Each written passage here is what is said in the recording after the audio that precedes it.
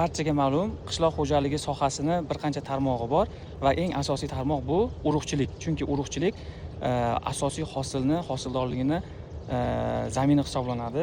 Bunday deyishimizga sabab to'g'ri tanlanilgan nav yoki bo'lmasam tuproq iqlim sharoitiga tushadigan navni to'g'ri tanlash bu hech qanday faktorsiz 3 sentrdan 5 sentrgacha ishonchli hosilni kafolatlaydigan zamin bo'lib hisoblanadi. Bugun O'zbekistonda don dukkaki ekinlar ilmiy tadqiqot institutini Farg'ona stansiyasiga tashrif buyurdik.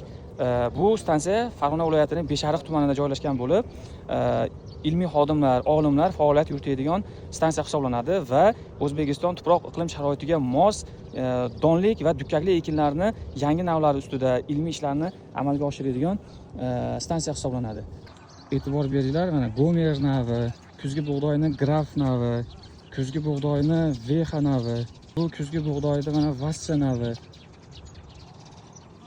Vanya navi, Step navi, kuzgi bug'doyda Stil navi, Bezosta 100 nav, Bumba navi, kuzgi bug'doyda Duplet navi, kuzgi bug'doyda Drujba navi, kuzgi bug'doyda Jiva navi, Zimnitsa, Navbahor navi, O'zbekiston 25 navi, Sohibkor navi va hamma uchun taniqli navlardan biri Grov. E'tibor beringlar mana bug'doyda. Yana orqada Ultra, Flash, Antonina bir nechta navlar mavjud. Hurmatli kuzatuvchilar, ushbu seminarga Mabitco kompaniyasi ham o'zini stendlari bilan qatnashyapti. Videoni oxirigacha kuzating. Biz sizlarga mana shunday yangiliklarni doim ulashamiz. Kompaniyamizning stendi.